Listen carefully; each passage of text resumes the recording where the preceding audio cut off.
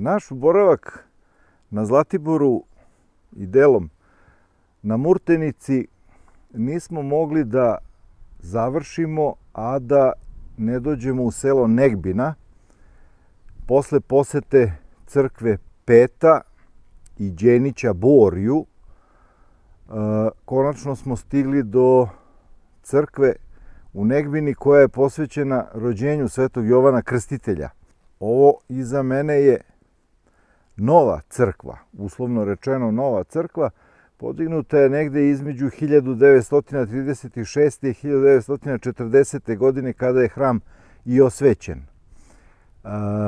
Crkva kao crkva je bitna između ostaloga i po tome što je to autorsko delo našeg čuvenog arhitekte s početka 20. veka Momira Kurunovića. Sam arhitekta Kurunović je iza sebe ostavio preko 140 dela arhitektonskih koji predstavljaju bisere arhitekture, nacionalne arhitekture Srbije sa nacionalnim obeležjima i neki od njegovih najčuvenijih radova su pošta kod glavne železničke stanice u Beogradu, današnji PTT muzej, odnosno Palata pošte u Beogradu, crkva Svete Petke u Beogradu, Sokolski dom u Užicu i budući da je sam Kurunović bio istaknuti član Sokolskog pokreta, mnogi sokolski domovi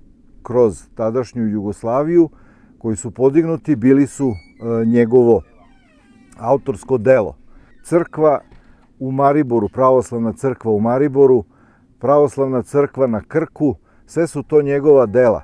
Međutim, nažalost, crkva rođenja Svetog Jovana Krstitelja je poslednje Kurunovićevo delo koje danas možemo zaista videti uživo, jer su sva ostala porušena što tokom bombardovanja nemačkog tokom Drugog svetskog rata, što kasnije posle Drugog svetskog rata jednostavno tadašnja vlast je smatrala da njegova dela nisu u skladu sa političkim ubeđenjima koja su zavladala po završetku Drugog svetskog rata i ta njegova dela, odnosno njegove zaostavštine su porušene. Tokom posete i dok smo pored crkve, trebalo bi pomenuti da je ovo druga crkva koja je podignuta na ovom mestu. Naime, 1879. godine na istom mestu je bila podignuta prethodna crkva. Međutim, kako kaže priča, meštani nisu mogli da se dogovore baš šta će, kako će, koliko će, ko će šta, nastala je neka pometnja i priča kaže da prethodna crkva koja se ovde nalazila nije podignuta onako kako je trebalo i po projektu. Zbog toga je nije bila omiljena i na kraju je bila i srušena, a na njenom mestu je podignuta ova crkva. Kurunović se nije vodio svojim prethodnim idejama i stilovima po kojima su čuvena njegova druga dela, kojih nažalost danas nema. Crkva u Negbini je po svojoj arhitekturi praktično svedeni krst, jednokupolna građevina svedenog krsta sa trostranom oltarskom apsidom, a dinamiku cele građevine daju visoko postavljeni zabati koji naglašavaju njenu strukturu svedenog krsta. U ostalim delima Momira Kurunovića vidi se bogata ornamentika, pogotovo spoljašnje ukrašavanje njegovih objekata koje je podizao. Sve to ne vidimo na ovoj crkvi, tako da može se reći da je ovo bila ipak jedna svedena ideja koja nije imala za cilj da naglasi lepotu objekta samog po sebi, već da zapravo bude skromna, ali bliska duhu, i zbog toga se nije išao, odnosno Korunović nije išao na spoljnu dekoraciju, već na svedeni krst sa jednom kupolom, i time se delimično približio moravskom stilu crkava koje su podizane po Srbiji. Crkva, budući da je zidana već tokom prve polovine 20. veka, po svojoj građevinskoj konstrukciji odudara od starih crkava koje su dizane tokom 14., 15., 16. veka. Građena je od opeke, kamena, ali postoji armirano-betonska konstrukcija koja zapravo drži težinu cele građevine. Polja trostrana oltarska apsida.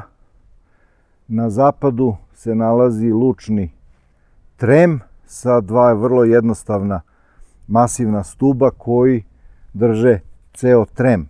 Odatle nadalje je ulaz u crkvu, a u stvari to je i ovo čak liči na tri konhose moravske škole nekih starijih zdanja po Srbiji. Idemo da vidimo kako izgleda unutra. Unutrašnjost hrama nije živopisana.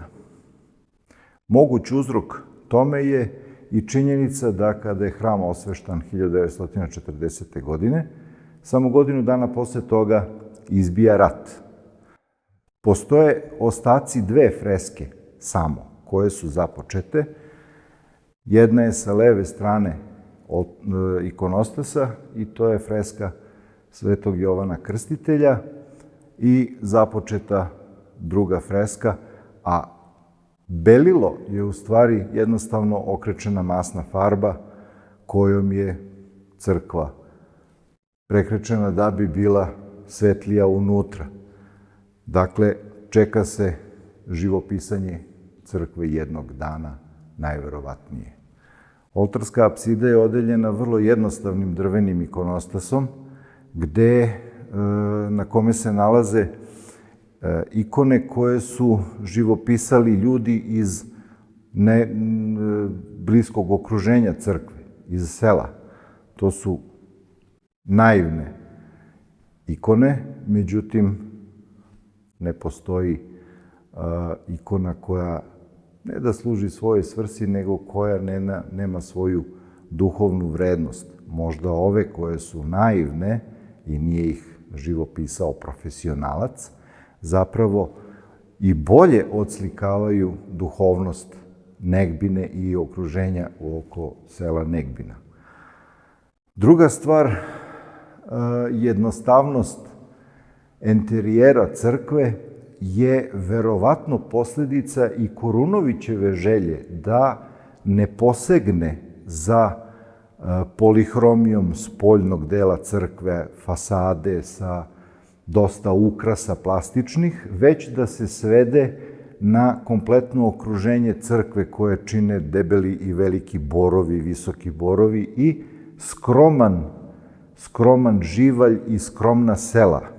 Nećemo reći sirotinja, ali skromno žitije ovde je bilo vekovima jednostavno neizbežno, pa je i Korunović najverovatnije svoju crkvu i po dimenzijama i po izgledu sveo na kompletno okruženje, tako da se ona ni po čemu ne ističe iznad ostalih građevina u selu, a ovde dole imamo i ovu staru školu koja je bila tu u vreme kada je ova crkva podignuta.